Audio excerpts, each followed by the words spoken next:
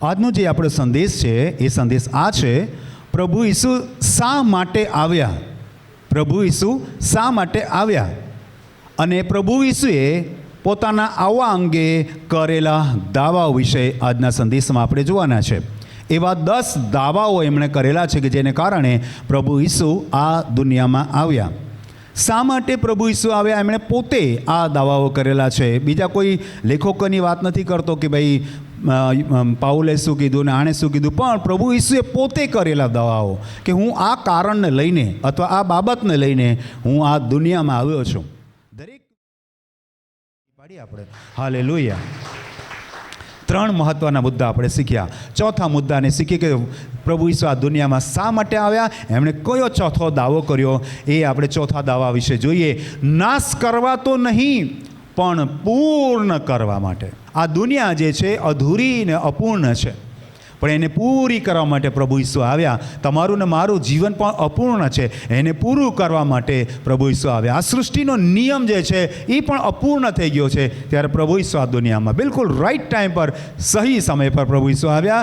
નાશ કરવા તો નહીં પણ પૂર્ણ કરવા માટે પ્રભુ ઈસુ આવ્યા. કઈ વાત એવી અધૂરી રહી ગઈ હતી તે પૂરી કરવા માટે આવ્યા. યોહાન લખેલી સુવાર્તા 17મો અધ્યાય 4થું વચન આપણે વાંચીએ. જે કામ કરવાનું તે મને સોંપ્યું છે તે પૂરું કરીને મેં તને પૃથ્વી પર મહિમાવાન કર્યો છે. તાળી પાડીએ આપણે હાલેલુયા. પ્રભુ ઈસુની આ અંતિમ પ્રાર્થના તો ન કહેવાય, પણ આમ જોવા જાય તો અંતિમ કહેવાય. પછી કાલ્વરીના ક્રૂસ પર અંતિમ પ્રાર્થના કરી, હે પિતા તેઓ શું કરી રહ્યા છે તેઓ જાણતા નથી, માટે તેઓને તું માફ કરી. અંતિમ પ્રાર્થના છે. પણ એ પહેલાંની જે ગેત્સેમાની વાડીની અંદર જે પ્રાર્થના છે એ પ્રાર્થનાની શરૂઆતમાં ચોથા વચનમાં પ્રભુ કહે છે, યોહાન 17મા અધ્યાયના ચોથા વચનમાં લખ્યું, જે કામ કરવાનું તે મને સોંપ્યું છે તે પૂરું કરીને મેં તને પૃથ્વી પર મહિમાવાન કર્યો છે. નહીં સમજ્યા તમે? બધા જ દુનિયામાં આવ્યા કંઈક કામ પૂરું કરવા માટે, પણ પ્રભુ ઈસુ જે કામ પૂરું કરવાના છે એ કોઈથી થાય એવું નહોતું. પહેલી વાત, કયું કામ? તો યશાયા 53મા અધ્યાય 10મા વચનને તમે વાંચશો તો તમને સમજાશે કયું કામ. યશાયા તેનો 53મો અધ્યાય 10મું વચન ધ્યાનથી સાંભળીએ. તો પણ યહોવાની મરજી તેને કચરવાની હતી, તેણે તેને દુઃખી કર્યો, તેના આત્માનું દોષાર્થાર પણ થશે. ત્યારે તે પોતાના સંતાન જોશે, તે દીર્ઘાયુ થશે ને તેને હાથે યહોવાનો હેતુ સફળ થશે. તાળી પાડીએ આપણે હાલેલુયા. બહુ ધ્યાનથી તમે આ ગુજરાતી વ્યાકરણ પ્રમાણે જુઓ તો શું લખ્યું? યહોવાની મરજી તેને મારવાની શબ્દ નથી લખ્યું વાલા ભાઈ બહેનો. It is not written like that.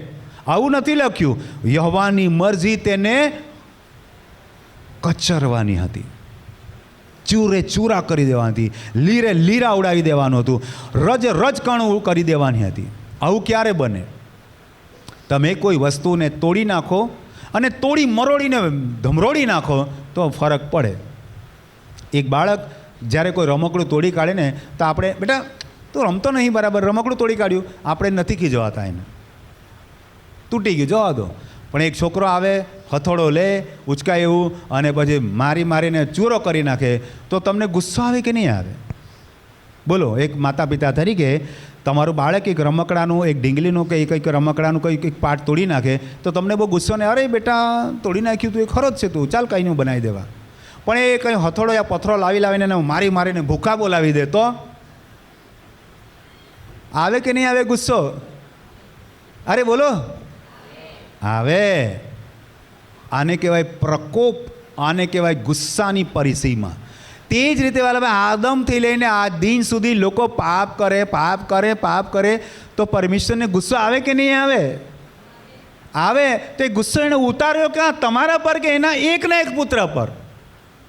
તમારા પર નહીં ઉતાર્યો, એને પોતાના એકના એક પુત્ર પર એ ગુસ્સો ઉતાર્યો કે ભાઈ પાપનો મુસારો મરણ છે, તારે મરણ પામવું પડે. માનવ જાતને હું નહીં મારી શકું, મારા છોકરાને હું પોતે રૂપ લઉં માણસનું, હું પોતે પુત્રના રૂપમાં આવું અને કાલ્વરીના ક્રૂસ પર મરી જાઉં, ચૂરે ચૂરા કરી નાખું, પોતા એક લોહીની બુંદ હું વહેળાવી દઉં. એ હેતુ કોઈ દુનિયાનો કોઈ માણસ પાર નહીં કરી શકે. એ પ્રભુ ઈસુએ કર્યું. તાળી પાડીએ આપણે હાલેલુયા. આત્મા, પ્રાણ, શરીર, લોહી, તમામ વસ્તુ આપી દીધી. તાળી પાડીએ આપણે હાલેલુયા.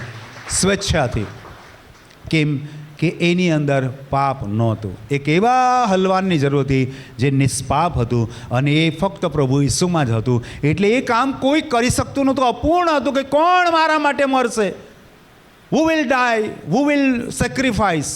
હિબ્રુઓને પત્ર 10 અધ્યાય 5મા વચનથી વાંચું છું. એ માટે જગતમાં આવતા તે કહે છે કે તે બલિદાન તથા અર્પણની ઈચ્છા રાખી નહીં, પણ મારે સારું તે શરીર તૈયાર કર્યું છે. ધનાર્પણથી તથા પાપાર્પણથી તું કંઈ પ્રસન્ન થતો નહોતો. ત્યારે મેં કહ્યું, આ જીવજંતુ જાનવરો પશુ પક્ષીના અર્પણથી તને ખુશી થતી નથી. ત્યારે પ્રભુ કહે છે કે મેં કહ્યું, હે દેવ, જો શાસ્ત્રના પુસ્તકમાં મારા સંબંધો લખેલું છે, તારી ઈચ્છા પૂરી કરવાને હું આવ્યો. તાળી પાડીએ આપણે હાલેલુયા.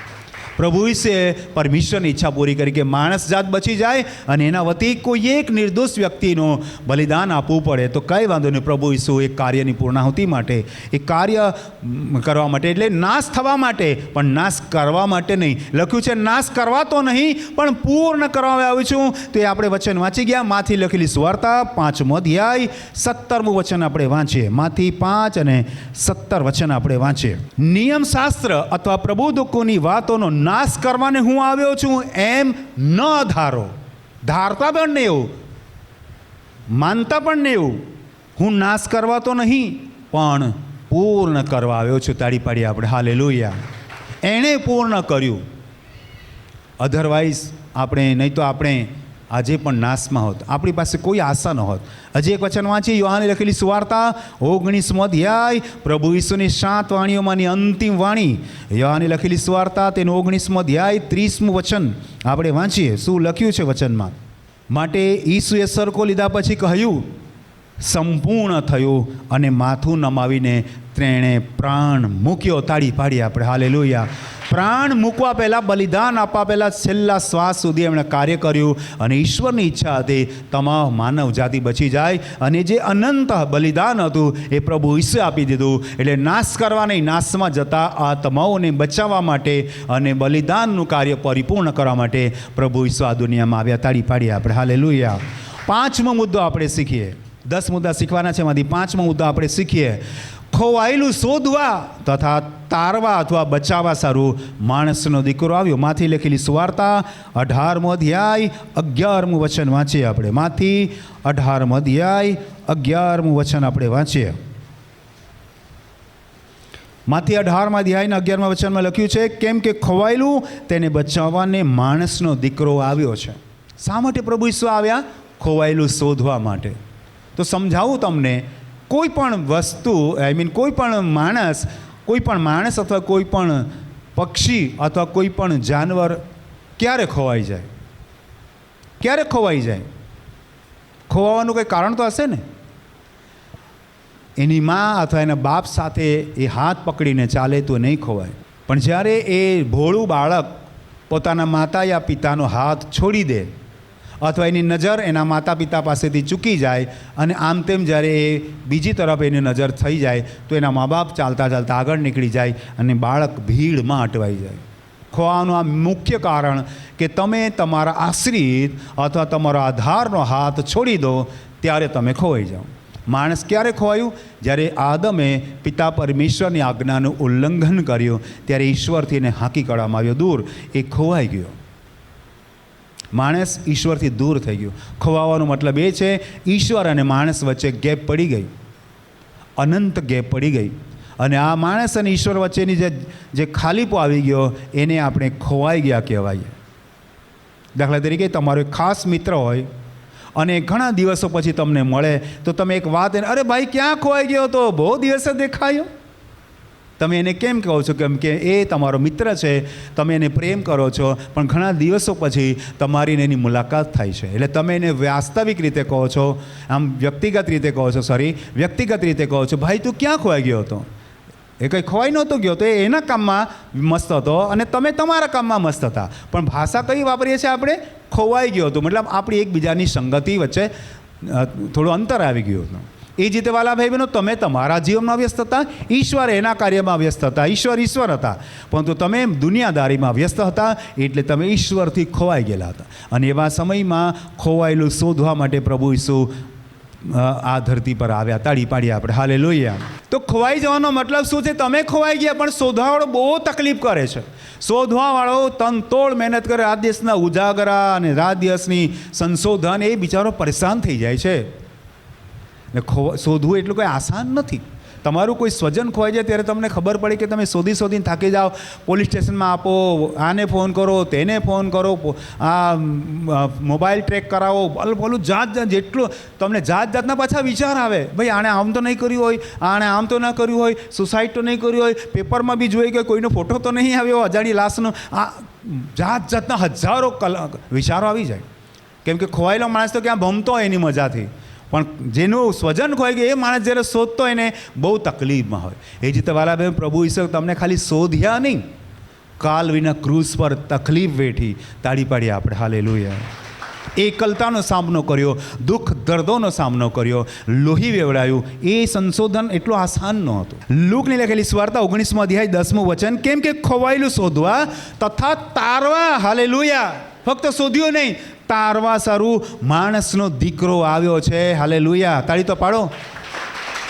ફક્ત શોધી કાઢ્યું નહીં, એને બચાવવા. દાખલા તરીકે કોઈ વ્યક્તિ ખોવાઈ ગયું, કોઈ જાનવર ખોવાઈ ગયું, એ ઘાયલ થઈ ગયું, લોહી લુહાણ થઈ ગયું, એને પાટાપીટી કરી. બાઇબલ તો એટલું સ્પષ્ટ શીખવાડે છે લૂક 15મા અધ્યાયમાં કે જ્યારે એને જડે છે, હરખથી એની ખાન પર ઉઠાવી લે છે, એનો બોજો એ લઈ લે છે. એને કહેવાય શોધવું, એને કહેવાય શોધી કાઢવું કે તારું દુઃખ દર્દ હું લઈ લઉં છું. ભાઈ પાટા પીટી કરે છે, એનું તમામ પ્રકારની ચિંતા કરે છે. ભૂખ્યું તરસ્યું હતું, એને ખાવાનું આપે છે, એને માવજત કરે છે. અને બાઇબલમાં લખ્યું છે ખોવાયેલા દીકરા વિશે, પ્રોડિગલ સન એટલે ઉડાવ દીકરા વિશે. તો ત્યાં આપણે જોઈએ છે કે એને નવડાવે ધોવડાવે છે, એના સારા કપડાં પહેરાવે, બૂટ પહેરાવે, જબ્બો પહેરાવે, એને ચુંબન કરે છે, એને ભેટી. કેટલું અદ્ભુત છે મળી જવું. ખોવાયેલું શોધવા તથા બચાવવા માટે પ્રભુ ઈસુ આવ્યા વાલા ભાઈ. ફક્ત શોધ્યું નહીં, એને તમારા માટે તકલીફ લીધી, તમારી તકલીફોને દૂર કરી, તમને અનંત જીવન આપ્યું. આપણે અહીંયા 5 મુદ્દા પૂરા કરીએ. આજના ભાગમાં આપણે કુલ 5 મહત્ત્વના મુદ્દાઓ શીખ્યા કે પ્રભુ ઈસુ શા માટે આવ્યા અને એમણે કયા કયા પ્રકારના દાવાઓ કર્યા. તો પહેલો મુદ્દો આપણે શીખ્યા હતા, પરમેશ્વરના રાજ્યની સુવાર્તા પ્રગટ કરવા માટે આવ્યા. બીજો મુદ્દો શીખ્યા હતા, અદ્રશ્ય અનંત પિતા પરમેશ્વરને પ્રગટ કરવા માટે આવ્યા. ત્રીજો મુદ્દો શીખ્યા હતા કે સત્યની સાક્ષી આપવા સારું કે પોતે સૃષ્ટિનો રાજા છે, રાજાઓનો રાજા અને પ્રભુઓનો પ્રભુ છે, એનું પ્રમાણ આપવા માટે આવ્યા. ચોથો મુદ્દો શીખ્યા, નાશ કરવા તો નહીં પણ પૂર્ણ કરવા માટે આવ્યા અને એણે ઉદ્ધારનું કાર્ય પૂર્ણ કર્યું. અને 5મો મુદ્દો શીખ્યા, ખોવાયેલું શોધવા તથા તારવા સારું માણસનો દીકરો આવ્યો. તમારા બધાને માટે આ 5 મુદ્દાઓ લાગુ પડે છે. મારા માટે 5 મુદ્દા લાગુ પડે છે. પ્રભુ ઈસુનો જય જયકાર હો, પ્રભુ ઈસુને મહિમા આપીએ, તાળી પાડીએ, પરમેશ્વરના જય જયકાર કરીએ, હાલેલુયા.